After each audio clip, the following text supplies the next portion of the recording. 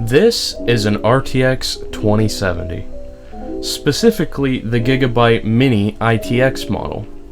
In my previous video on the Ryzen 5 1600 versus 5600, I gave this card basically a standard benchmark. But today I'm taking it further by testing its ray tracing capabilities to see what it can do with one of the standout features of the RTX series.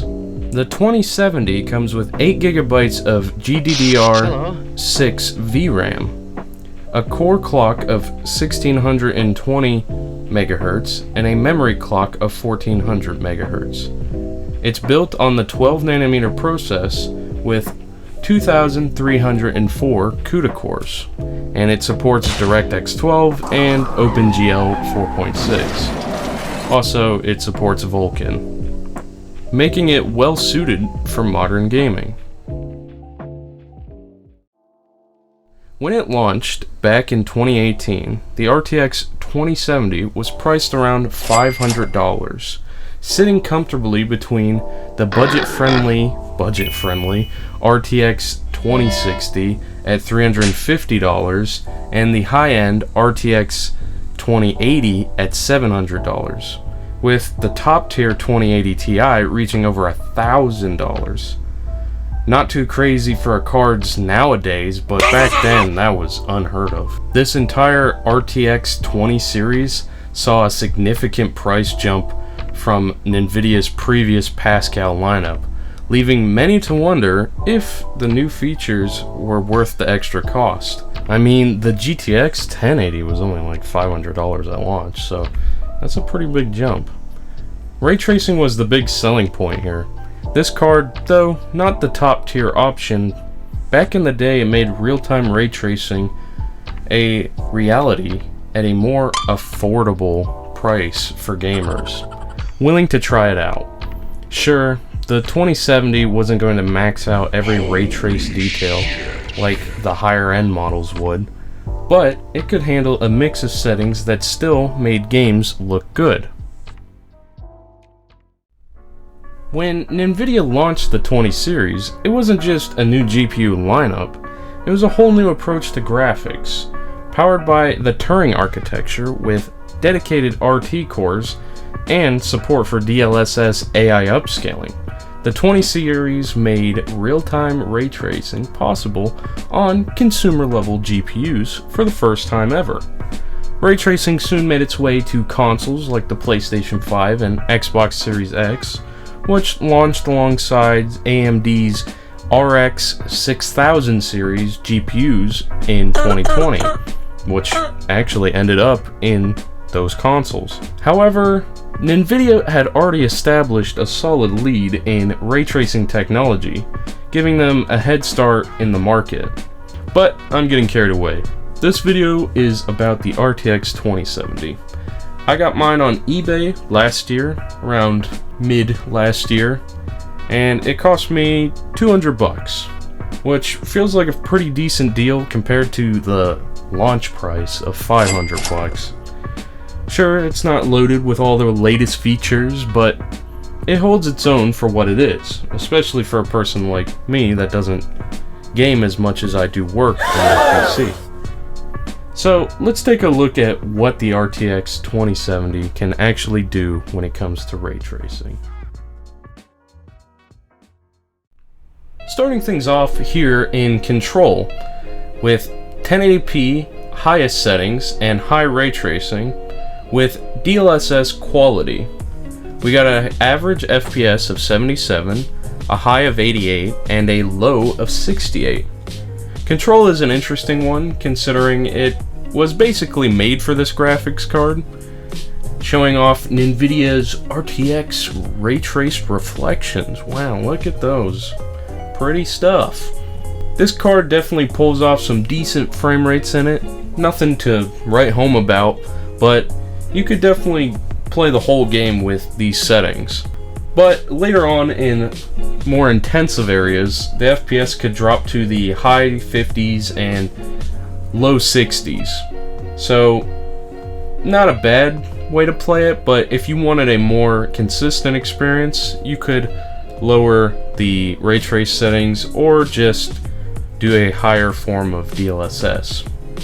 Overall though, smooth enough, and you can appreciate all the ray trace reflections in action. Coming up next, we have Shadow of the Tomb Raider at 1080p Ultra with Ultra Ray Trace shadows and DLSS quality. We got an average of 90 FPS, a high of 177, and a low of 67. Here the 2070 handles itself pretty well, I'd say, but the ray tracing in this game isn't as demanding as Control was, considering it is only shadows. I don't know if that was just a pun, but yeah, Shadow of the Tomb Raider, ray trace shadows, I don't know.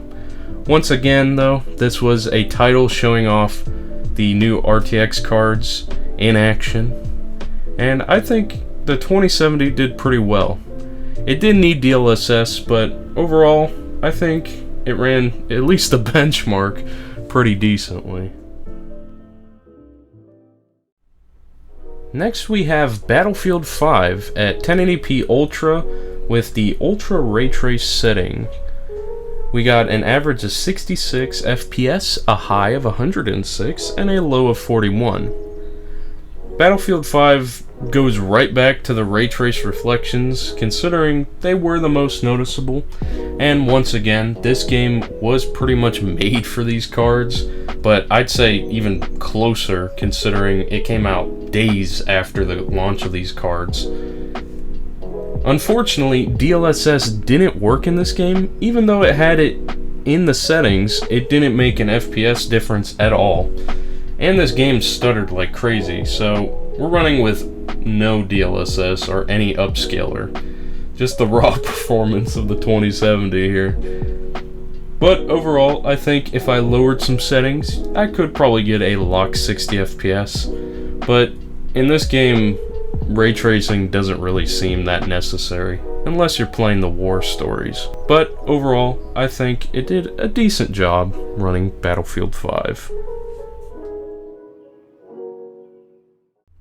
Finally, moving on to a game that wasn't designed for the 20 series cards, we have Fortnite Battle Royale, running at 1080p epic settings with ultra ray tracing and balanced DLSS.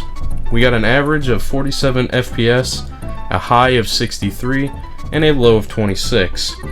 Now, Fortnite is starting to show the age of these 20 series cards for sure, especially this 2070. And I can't blame it because it is using so many different forms of ray tracing all at once, and it makes the image look great, but when you have ray trace reflections, shadows, lighting, and global illumination all going, it really brings a card like this to its knees. I'm not entirely sure how they got it running so smoothly on PS5, probably something to do with console optimization, but man, this game stutters like crazy on PC. I don't know if I'd recommend ever using all these settings at once. You could probably dial them back and maybe get a smoother settings or something like that, closer to 60 FPS more often, but it is definitely a powerhouse, especially since it's running on Unreal Engine 5 with all this nanite and Unreal Engine 5 gobbledygook, pretty much. Overall though, it was fun to mess around with, and yeah, definitely interesting to see what this card is capable of doing in a newer title. Now we have Minecraft RTX, running at 1080p fancy settings with 16 RT chunks. This game doesn't have DLSS, but it has something called upscaling, which when you flicked it on made the game run better, so it's about the same as DLSS. We got an average of 53 FPS, a high of 60, and a low of 30. Now, this game uses some form of global illumination, and I'd say it looked really good. But, on the other hand, I'd say I could get a similar looking version of Minecraft with just some shaders like on Java Edition. This was Bedrock Edition, which introduced the RTX ray tracing, and it feels kind of like it was abandoned. I don't know what they're doing with it, but I thought it was supposed to come to console.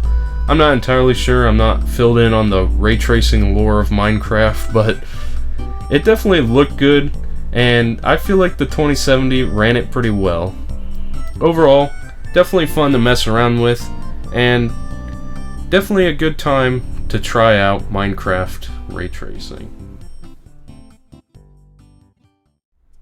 Here we have Quake 2 RTX.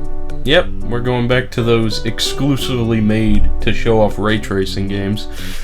With Quake 2 RTX, we had 1080p with high RT and DRS enabled. We got an average of 61, a high of 64, and a low of 49. This game shows off what the 2070 is capable of. It had a few stutters, but the lighting effects gives the game a whole new look. It is really impressive seeing how different this game looks and what path tracing can do to a really old game. Not just to the visuals, but to the FPS. Overall, I'd say go check this out if you have an RT card. It is fun to mess around with, but more like a tech demo, and it just felt wrong not to include this in the benchmarks. Coming up after that, we have Portal RTX running at 1080p high settings with ultra performance DLSS. We got an average of 44 FPS, a high of 56, and a low of 35 FPS. And without DLSS, we got an average of 6. Yep, that's right, we got 6 FPS without DLSS. This game you really do need upscaling. But this game wasn't made for the 20 series, it was made for the 30 series RTX cards. So running it on a 20 series shows how demanding ray tracing can get. The RT in this game is showing off path tracing and the RTX Remix program, which can replace assets without changing code of the game. It's like it runs on top of the game, so the card has to render the game and the assets on top, which is very demanding on older RTX cards, which have less tensor cores and worse RT performance. It is an older form of path tracing, but it's similar to the one in Fortnite, but that version is way more well optimized. But it is very cool to see an entire game's shadows, lightings, reflections in ray tracing. This game is unplayable on this card without DLSS or some form of upscaling, so definitely not playable, but very interesting to see. Finally, finishing up with arguably the worst game, but the newest game, we got the Callisto Protocol running at 1080p medium settings with high RT and FSR balanced. This was the first game that only had one type of upscaler, which kind of sucked, but we got an average of 63, a high of 77, and a low of 47. Now, you do need FSR, or the only upscaler, to run ray tracing to get closer to 60, but if you turn down the ray tracing, I'm sure this game would run fine. I don't really have too much to say about it. It seems to focus on reflections and shadows with the RT, but overall the game looks fantastic, but as far as I know, the story kind of sucks. But it is the last game, and it seems to be like the RTX 2070 could handle this one pretty well.